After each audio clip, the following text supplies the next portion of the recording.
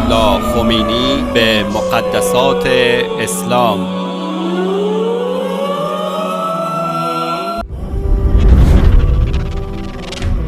آیت الله روح الله موسوی خمینی از مراجع تقلید شیعه و رهبر انقلاب آخوندی ایران است. رهبری که تا زمان به دست گرفتن زمام قدرت در ایران نه خودش و نه هیچ یک از حلقه یاران نزدیک به وی تجربه عملی کشورداری و سیاسی را نداشتند. پدر بزرگ وی سید احمد موسوی هندی الاصل بود که به شهر خمین ایران هجرت کرد. اصل ولایت فقیه که حق امارت و سلطنت بر جان و مال و اعتقاد مردم را حق مسلم ولی فقیه می داند، اولین بار در زمان وی به عنوان اصل چهارم در قانون اساسی گنجانده شد و قدرت فوق‌العاده‌ای به خمینی داد. دوستدارانش او را ولی الامر مسلمین و رهبر آزادگان زمانه اش می دانند. صدور حکم اعدام بر هزاران زندانی سیاسی و اجرای آن حکم طی محاکماتی سرپایی و تحت نظر خمینی سبب شد تا از این کشتار به عنوان جنایتی بزرگ در تاریخ ایران یاد شود. تشکیل شورای تشخیص مصلحت نظام و مجلس خبرگان رهبری جهت تحکیم سلطه رهبران مذهبی بر دولت نیز از کارهای دیگر خمینی است که در سالهای آخر حیات وی صورت گرفت.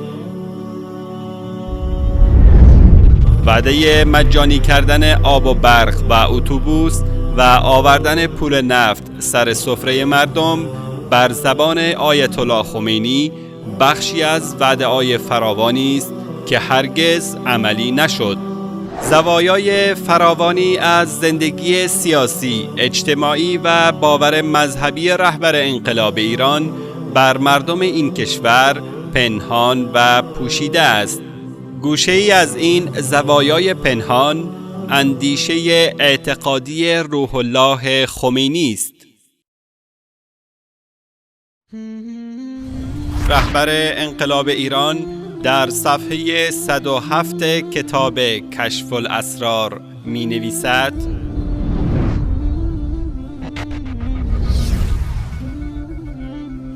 ما خدایی را پرستش می کنیم و می شناسیم که کارهایش بر اساس خرد پایدار و برخلاف گفته های عقل هیچ کاری نکند. نه آن خدایی که بنای مرتفع از خداپرستی و عدالت و دینداری بنا کند و خود به خرابی آن بکوشد و یزید و معاویه و عثمان و از این قبیل چپاولچی‌های دیگر را بر مردم امارت دهد و تکلیف ملت را پس از پیغمبر خود برای همیشه معین نکند تا در تأسیس بنای جور و ستمکاری کمککار نباشد. در این مقال آنچه رهبر انقلاب ایران از چپاولگری و ستمکاری به عثمان و معاویه رضی الله عنهما نسبت می‌دهد تهمتی بیش نیست که هیچ سندیت تاریخی ندارد.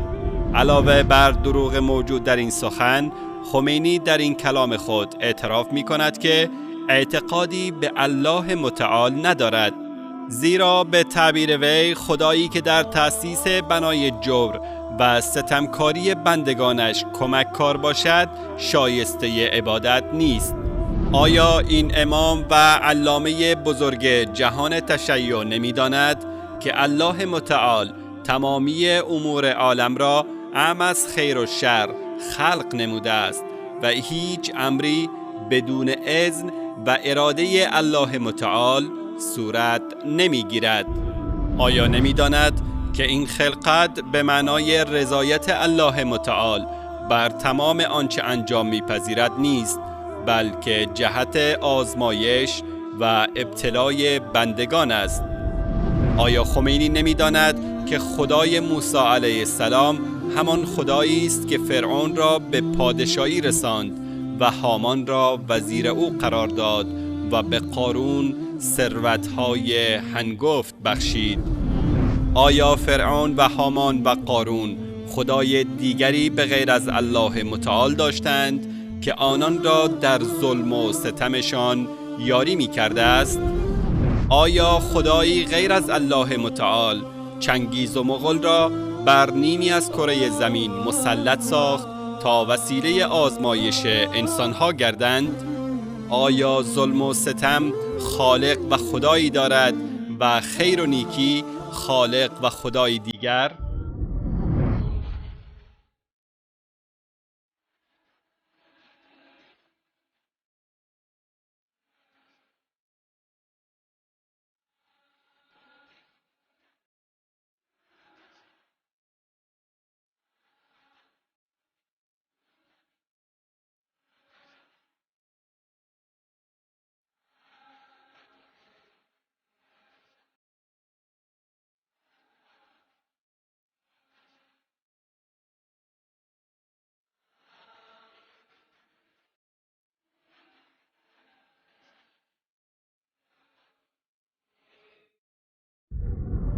بگو بارالها، تو صاحب فرمان روایی و ثروت و دارایی هستی.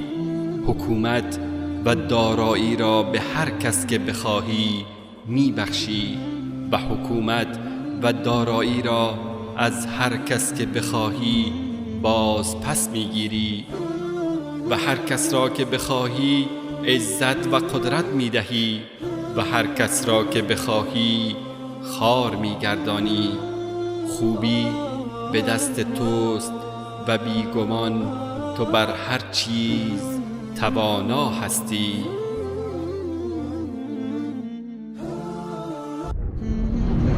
آیت الله خمینی الله متعال را به دلیل آنچه وی همکاری در تأسیس بنای جور و ستمکاری به دست عثمان و معاویه می‌داند به خدایی قبول نمی کند، اما در مقابل به برخی از بندگان الله متعال صفات الوهیت و ملکوتی می دهد و آنان را از پیامبران الهی برتر می داند. از این مرجع تقلید بزرگ شیعه در کتاب الاسرار الفاطمیه صفحه 354 و 355 نقل شده که بانو فاطمه زهرا رضی الله تعالی عنها را موجودی ملکوتی و روحانی می داند که به صورت یک زن ظاهر شده است و معتقد است که اگر ایشان مرد می بود جای پیامبر اکرم صلی الله علیه و آله و سلم را پر می کرد. خمینی نه تنها اعتقاد به برتری فاطمه زهرا بر پیامبر بزرگوار اسلام دارد، بلکه تمامی امامان بزرگوار اهل بیت رحمهم الله را از تمامی انبیا و ملائکه برتر می داند و قائل به ولایت تکوینی ائمه بر همه ذرات کون می باشد و این موضوع را یکی از ضروریات مذهب شیعه می خواند. وی در کتاب الحکومت الاسلامیه می گوید و از ضروریات مذهب ما این است که امامان ما مقام و درجه‌ای دارند که هیچ فرشته مقرب و پیامبر مرسلی به آن درجه و مقام نرسیده است. بدون شک ادعای ولایت تکوینی برای امامان و برتر دانستن بانو فاطمه زهرا و امامان بزرگوار اهل بیت بر رسول الله صلی الله علیه و آله و سلم اهانت به مقام و جایگاه ایشان است و کفر محسوب می شود. علاوه بر این آیت الله خمینی که پیروانش او را امام امت می دانند، پیامبر امت محمد مصطفی صلی الله علیه و آله و سلم را ترسو و بزدل معرفی می کند. او در صفحه 130 کتاب کشف الاسرار می گوید: ما در اوایل این گفتار ثابت کردیم که پیغمبر از اینکه امام را با اسم و رسم در قرآن ذکر کند می ترسید که مبادا پس از خودش قرآن را دست بزنند یا اختلاف بین مسلمان ها شدید شود و یک سر کار اسلام تمام شود. و اینجا گواهی از قرآن می آوریم که در اظهار امامت با اسم و رسم محافظه کاری می کرده و از منافقان ترس داشته.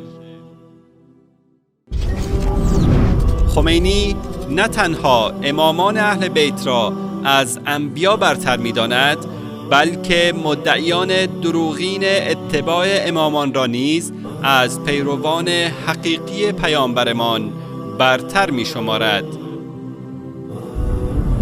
خمینی در وصیت‌نامه‌اش که به نام صحیفه نور مشهور گردید، مردم ایران زمانه خود را از یاران رسول الله صلی الله علیه و آله و سلم بهتر می‌خواند و می‌گوید: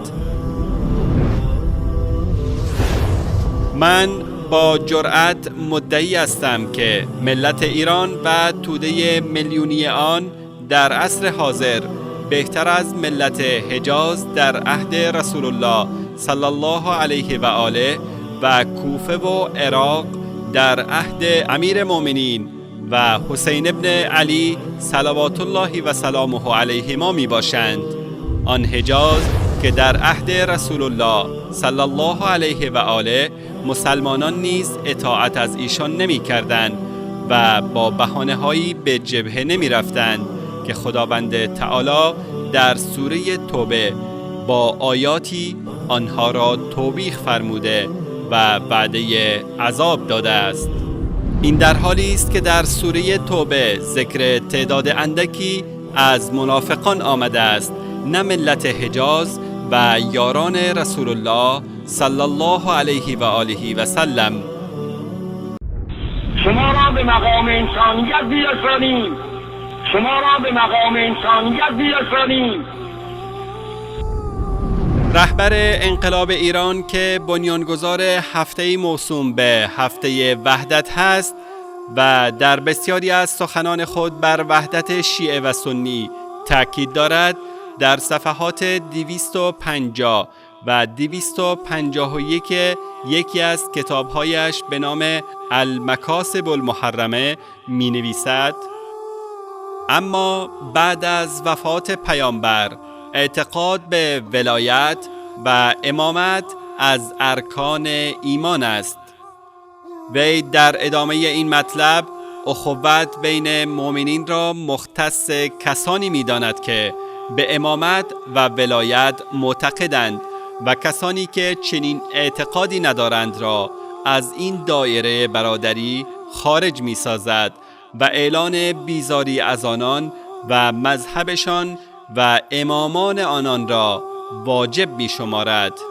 وی در ادامه این موضوع در صفحه بعد می گوید: شکی در این نیست که نباید به آنان احترام گذاشت، بلکه آنگونه که اهل علم می گویند عدم احترام به آنان از ضروریات مذهب است و هر شخصی که در روایات فراوان وارد در این باب نظر افکند شک نمی کند که اهانت کردن به آنان و تهمت زدن به ایشان جایز است و بلکه امامان معصوم به فراوانی آنها را لعن نموده و در آنان طعن وارد کردند و بدیهای آنان را بیان داشتند.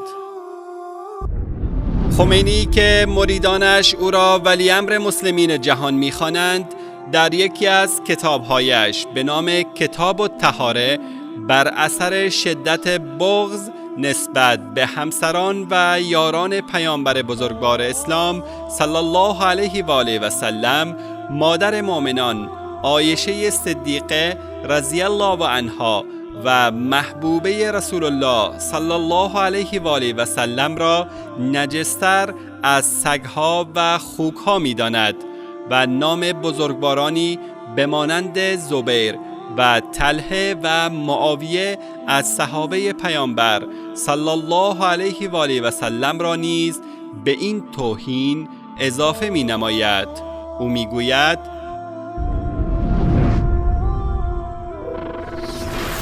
اما دیگر طوائف از نواصب و بلکه از خوارج دلیلی بر نجاست آنها نیست، گرچه عذابشان از کفار بیشتر است.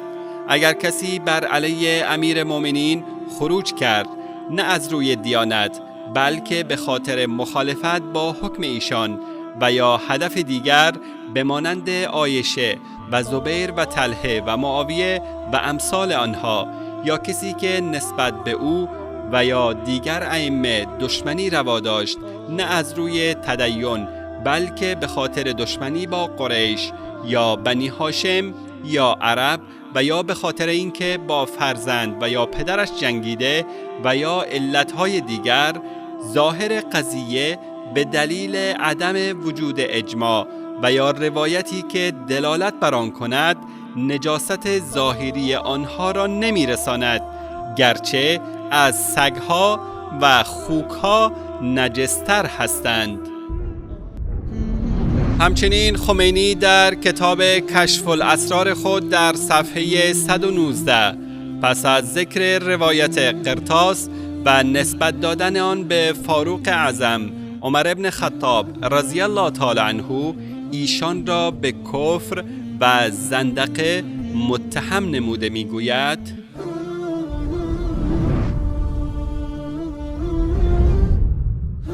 این کلام یاوه از ابن خطاب یاوه سرا صادر شده است.